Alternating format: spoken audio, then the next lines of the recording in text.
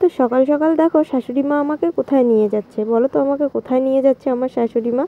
তো আমাকে নিয়ে যাচ্ছে কোচবিহারে বিশাল বড় উপাসনা আছে, তো সেখানে দেখো। আর আমাদের সাথে যাচ্ছে আমার দুটো ননদ আর আমার ভাস্তা, মানে আমার ভাসুরের ছেলে।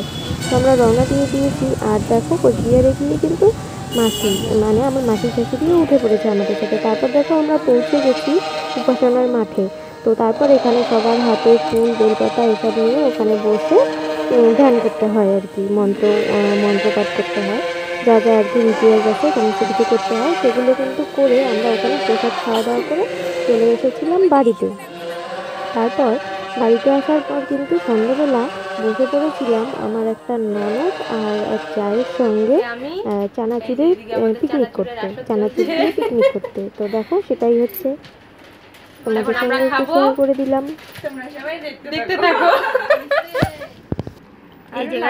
এই জায়গায় চানাচুরের পিকনিক বসেছে।